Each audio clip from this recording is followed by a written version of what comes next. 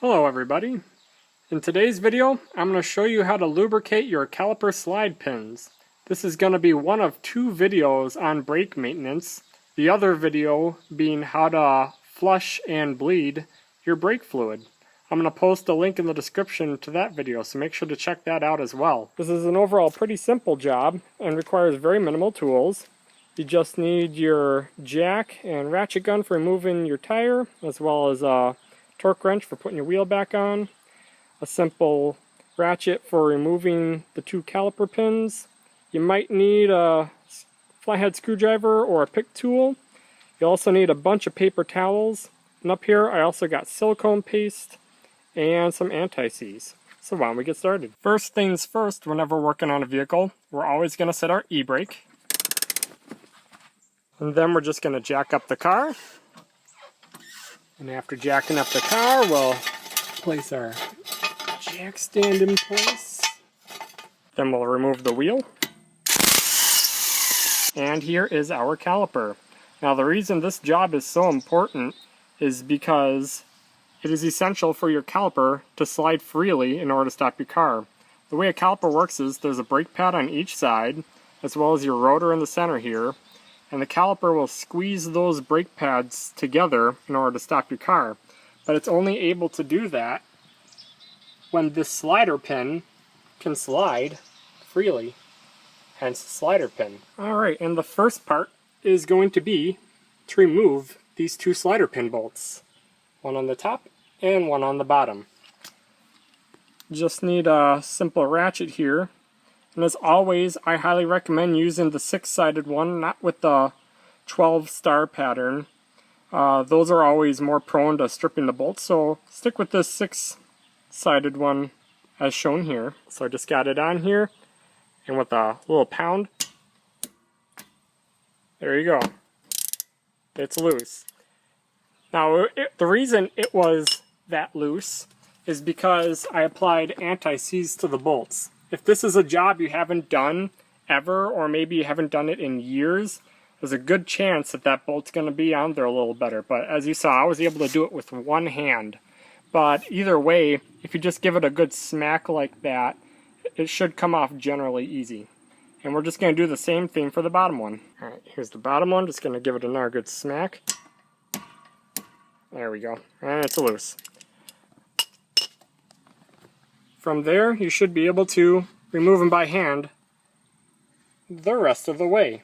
And so we'll just remove the bolts, place them off to the side. We'll put the top one on the left side, bottom one on the right side, just to remember which one was placed where. For the next part, we need to remove the caliper off the rotor. This part's not too hard, requires just a little manpower. It works best if you take two hands and just kind of grip it on the back of the caliper here and just kind of give it a good couple of pulls back. Just use your body weight and your arms to really pull it back and rock it back and forth. And eventually you should be able to slide it off.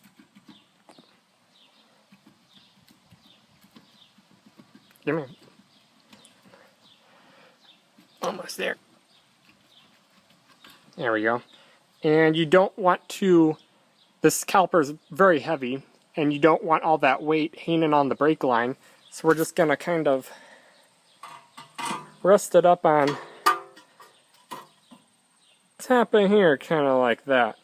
And now we can remove the actual slider pins themselves. And so here are the slider pins. And both of these should be able to slide very easily, both the top and the bottom. And when working with these, you want to be extra careful because they're not easily replaceable. For whatever reason, Honda doesn't sell just the boot by itself. They sell like an entire replacement kit, which includes like the pins and the piston and the caliper and all that stuff, and that's a really expensive kit. You can try buying aftermarket ones, but I don't know, these are the only aftermarket ones I've tried buying, and they didn't fit at all. But otherwise, yeah, at least don't buy these replacements, Rebestos. These are garbage. They don't fit properly, even though they say they do. Alright, so these little rubber boots here are pretty fragile, so we'll make sure to be extra careful. If need be, that little pick tool I was talking about before can be helpful in kind of getting it in there and kind of prying it out. Sometimes you could do it by hand, so let's see here. Just kind of push back on it. There we are. And out comes the slider pin. Yay. I would recommend only working on one pin at a time just so you don't get them mixed up. So first we're going to bring it down here and wipe off all the old gunk off of the slider pin. And look at how black that is. That's only after 1 year. This is why I do it every year. And now imagine if you went, 5, 10, 20 years without ever cleaning these slider pins off. Wouldn't be a very good situation. That's why sometimes you'll get uneven brake wear, or parts start wearing out faster, or if your caliper actually seizes up in that case. So you can see why this is such an important job to do every single year. So now this is looking pretty clean. So now let's remove the actual boot itself up here. Again, this is where our little pick tool can come in nice and handy. Try doing this with one hand, so we'll just kind of pry back the boot a little bit.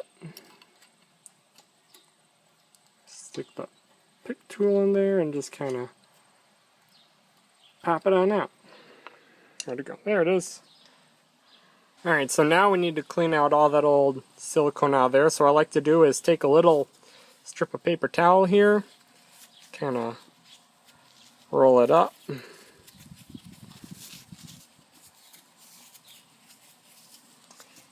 And I will just kind of run it through and just run that paper towel through there. Try and get out all the old silicone. You can see solid black. And that's only from 1 year. This happens every single year that I do this, so I highly recommend that you as well do this once a year. With the slider pin and the rubber boot all cleaned, now it's time to reapply some silicone to them. I'm sure you've seen this product before if you've ever watched any other car videos. And this is 3M silicone paste, probably the best stuff that there is. It's a little expensive, and I think it's around $30 for a bottle, but this is going to last you an extremely long time. I'll post a link in the description where you can get this. But what we're going to do is going to take a bunch of this silicone here, and we're going to apply a bunch of it to the end of the pin here. And with a good amount of silicone on the end here, we're just going to put it in the boot, and we're just going to smear it all around. We also need to try and clean out some of the old silicone from inside of the actual caliper itself. So again, we'll take another paper towel here, kind of twist it nice and tight, and we're just going to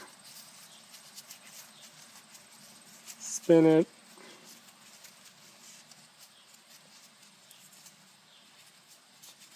Spin a good bunch of times here. And pull it out.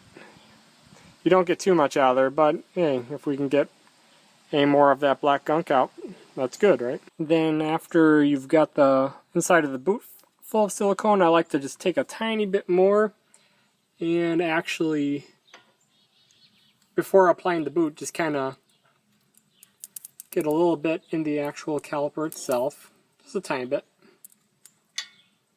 Then we're going to take the boot and we'll just put it back in there. There we are. And we'll take our slider pin, kind of maneuver that in there. Nope, I don't think this boot's in all the way. There we go. That's better, okay. And push it all the way in. There we go. Sometimes there's a little air inside the boot. We'll just kind of push back here, and we can kind of bleed out that air a little bit. Alright, so we bled out the air inside of this little boot here. And so now we can just kind of mix that silicone around a little bit inside the caliper. And if you have any excess around the edges here, you can just take a paper towel and kind of wipe that off. But alright, we did one slider pin, so 7 more to go. And it's the exact same for all 8 of them, both on the front and back tires. So I'm just going to finish up this one here, and we'll put the actual caliper back on. Next, we're going to take these little bolts here that we removed at the beginning, and we're just going to clean off the old anti-seize off of them. And then we'll just apply some new anti-seize to the bolt. Applying anti-seize to these bolts will make it super easy to remove them when you do this project once a year.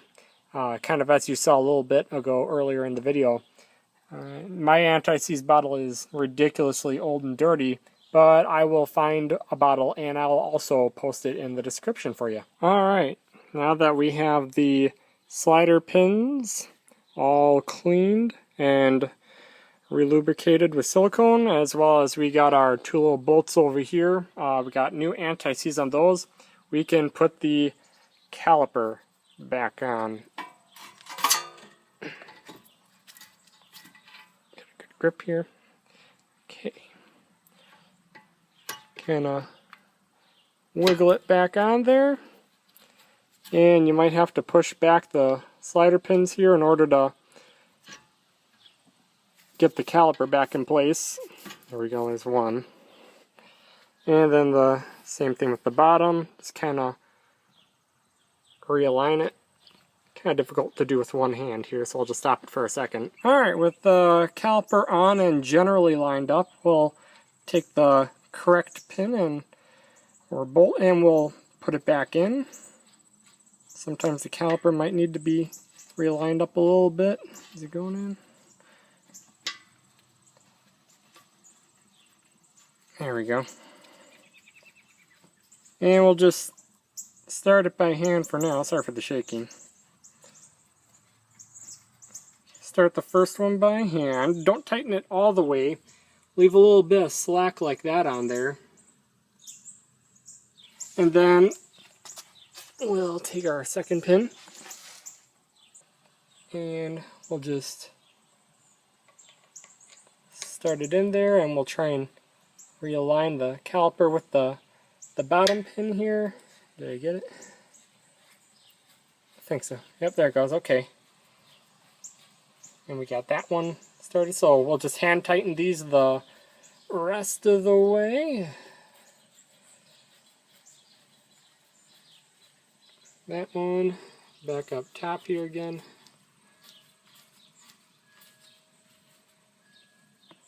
Alright. If you wiggle the caliper with one hand and then tighten with the other, that can help get the bolts tightened by hand the rest of the way pretty easily. So now we can tighten those bolts back on so we can get our ratchet again here. Again, this is a 14 millimeter.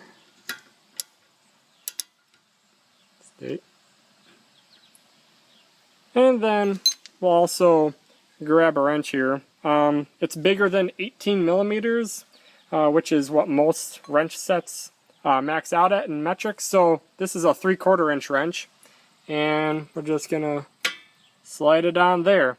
And then we'll use one hand to hold the wrench in place, and then we'll use the other hand to tighten down the bolt. Doesn't need to be too tight. In fact, sometimes you don't even need your other hand for the wrench. Like right now, it's kind of already gripping pretty good. So when these bolts, you'll feel when they just really suddenly stop, just don't torque them really tight. They don't need to be on there all that much. But already, right there, that seems plenty. And so we'll do the same thing with the bottom one. We'll see, maybe this one may or may not need that wrench, but okay, well, you know. 2 in a row we didn't need the wrench, so that's pretty nice. There we go, let's give it a little yank, and hey, it's on there nice and tight. That's all it needs, really. And there we go, we have completed one whole caliper. And so before you go for a drive, and after you've finished all 4 calipers, we need to retighten them again. If you were to just go for a drive right after doing this project, you wouldn't stop on the initial brake pedal push. That's because we loosened all 4 calipers in order to remove them, in order to get access to the caliper pins. So what we need to do after we've finished all 4 calipers is give the brake pedal a good couple pushes until it feels stiff again. And as you can see, it's really not that hard of a job at all. It's pretty messy, as you can probably tell, but very easy nonetheless. You just remove your wheel, remove the 2 bolts. It's really just removing 2 bolts and cleaning everything off and putting everything back together. Yeah, we can put our wheel back on, lower the car back down. It's the same thing for all 4 wheels, and then you're done. So I just want to say thank you so much for watching. I also want to say thank you for 1,000 subscribers. That's really cool. Check out the description. I'll post some links and stuff in there. And also feel free to leave a comment or ask a question. I'm always loving to answer questions and help people out. So thank you again. Have a great day.